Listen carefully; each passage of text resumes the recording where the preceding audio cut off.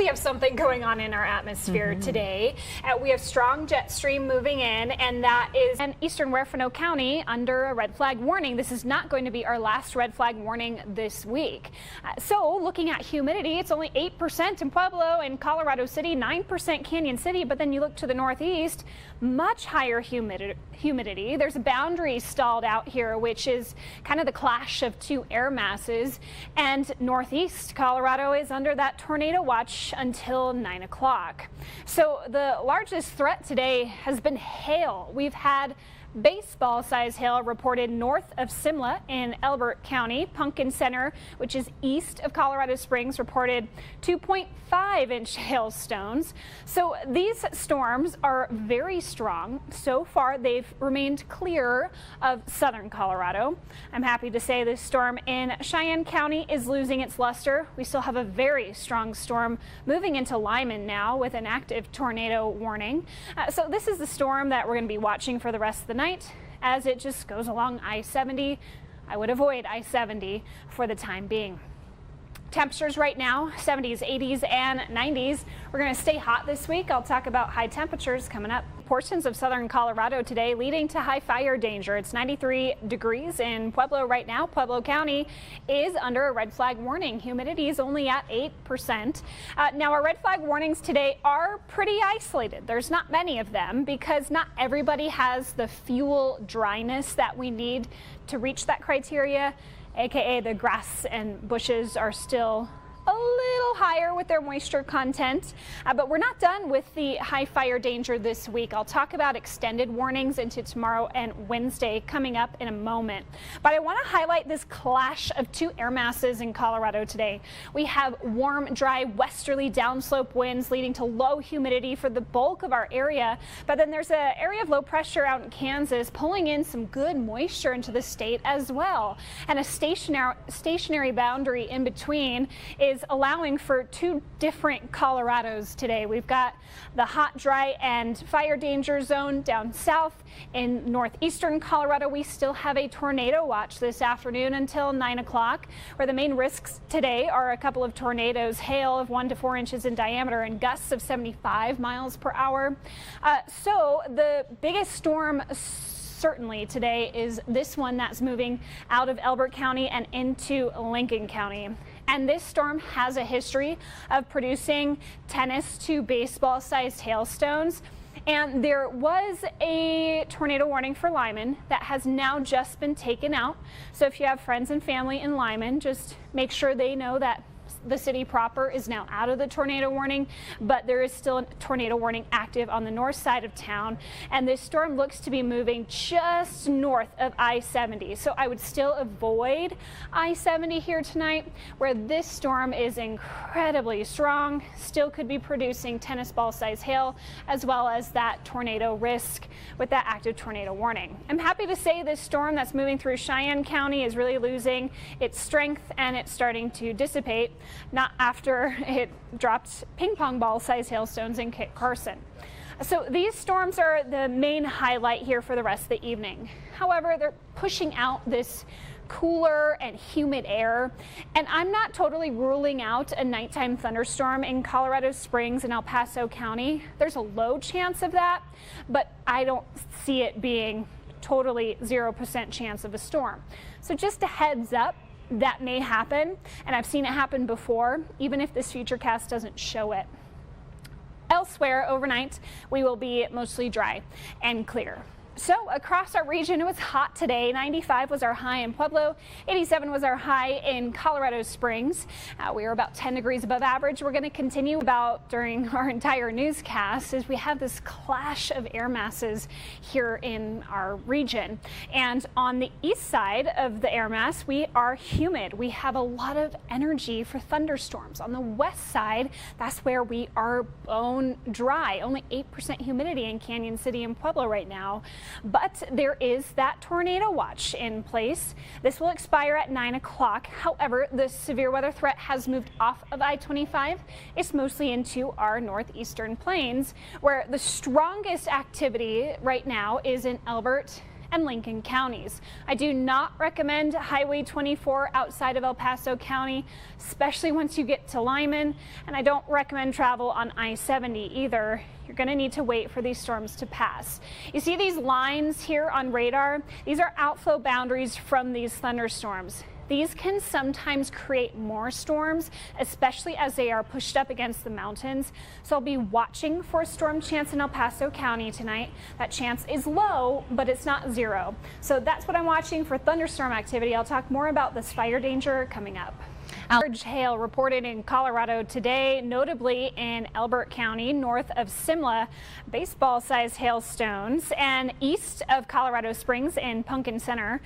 That's tennis ball size. And so the storms today have definitely been strongest in Elbert and Lincoln counties.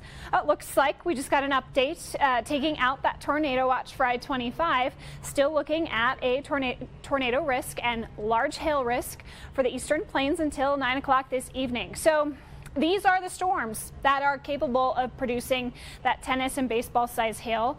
Right now, these two storms that are moving in Lincoln and Elbert County have been warned for up to tennis ball size hailstones. Very strong storms there. And I want to do something I'm watching for the rest of the evening, and that's these little lines you can see here on radar. These are the gusty, humid outflow wind coming off of these thunderstorms. Now, often, if they interact with I-25 and with our foothills, that can force the air to rise and it can trigger more thunderstorm activity. There is potential for that in El Paso County tonight. The chance is pretty low. It doesn't always happen that way, but I have seen it happen before. So that's something I'm watching for us here in Colorado Springs and Monument this evening. But most of that severe weather is centered towards I-70 and north, where we have the really good humidity and the really good storm energy. But southwest of there, it's been incredibly dry today, and we have fire danger concerns. It's only 6% humidity right now in Canyon City. Fremont County, Pueblo County, Eastern Huerfano County is under a red flag warning for another 15 minutes. This is not the only red flag warning we will have, though, this week. We're going to stay very warm, very dry, and gusty. Today, we're about 10 degrees above average, to 96 in Pueblo, 87 in Colorado Springs. Tonight will remain mild, drop into the 40s and 50s, a couple low 60s. Tomorrow, toasty once again. Most of us into the 80s and 90s, a couple triple digits for La Junta and Lamar. Wednesday, very hot once again, 80s, 90s, and triple digits. I think Pueblo has a chance of its first 100-degree day of the year on Wednesday. So, unfortunately, fire danger will be continued. On Tuesday, we have red flag warnings in place. Wednesday, we have fire weather watches. Now, the thing that's going to be limiting these from being completely widespread is our fuel moisture levels, so how dry the grass is. But everybody's going to get quite gusty. Check out our wind gusts on Tuesday afternoon from 35 to 50 miles per hour. Got a pretty strong jet stream moving over Colorado through Tuesday and Wednesday. That's going to provide us with those gusty winds that will help to Apple, baseball, and tennis ball size hail reported today in Colorado, and those were in our neighboring counties in Lincoln and Elbert County. Now tonight, we still do have one strong thunderstorm that's now moved east of Lyman, still in Lincoln County, you guessed it. So a lot of severe weather happened today just to the northeast of Colorado Springs. We got lucky, did not see those storms come to fruition here locally. You can see all the lightning from that storm in Lincoln County tonight from our La Junta camera. That storm quickly moving east, and it still has Lyme-sized hailstones with that storm, and that's the third one that's developed in that region today. So our temperatures tonight will drop to the 50s and 60s. We'll be pretty calm overnight. Fire danger for multiple days and a lot of heat. I've got those high temperatures in the forecast next. They're in Colorado, and most of that was really focused on the Palmer Divide region, Elbert, Lincoln counties, where we had multiple supercell thunderstorms, a couple of tornado warnings. No reported tornadoes at this hour, but plenty of big hailstones, and we do have still one lingering storm that's moving out of Lincoln County with lime-sized hailstones observed in the center of this storm. Looks like it's going to stay south of I-70 for the largest hail threat, but it's moving into Kit Carson, Cheyenne counties. It's moving east pretty quickly, around 40 miles per hour. So that's still the one storm to watch here tonight. Meanwhile, we are seeing humidity rise this evening in southern Colorado. Temperatures cooling off nicely after what was a hot day. We started at 68 in the Springs. We rose to a high of 87, about 10 degrees above average. Pueblo today started at 66. Rose to 96 and even 10 degrees above average today. We're going to continue with this hot weather for the first part of this week, and it's going to lead us to fire danger because the wind is also increasing. Tonight we're going to drop to the 50s, couple low 60s. Tomorrow, toasty once again, 90s and even triple digits in the plains, upper 70s to upper 80s in the mountains. Partly cloudy on Tuesday, even a chance of a quick shower or storm. I'll highlight that risk in a moment. Wednesday looking totally clear and hot, triple digits along the Arkansas River. 80s, 90s elsewhere. Unfortunately, the wind also picks up this week. We have a pretty strong jet stream moving into Colorado, and we'll have red flag warnings in place noon until 7 on Tuesday. We'll have fire weather watches on Wednesday. Now, everybody is going to be hot, dry, and windy, but the limiting factor for these to not be covering our entire region is our fuel moisture, so how much water is in the grass and the shrubs. So some spots not quite meeting the criteria. But like I mentioned, everyone's going to be quite windy. Tuesday afternoon, our gusts will be frequently from 30 to 40 miles per hour, as high as 50.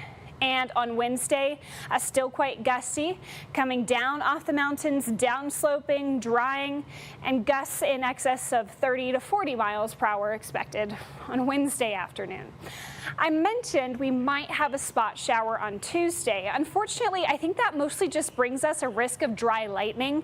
We're so dry at the surface level that a lot of the moisture that may fall with the showers on Tuesday is going to evaporate, and pair that with some lightning and you could get a fire to start with the conditions expected on Tuesday.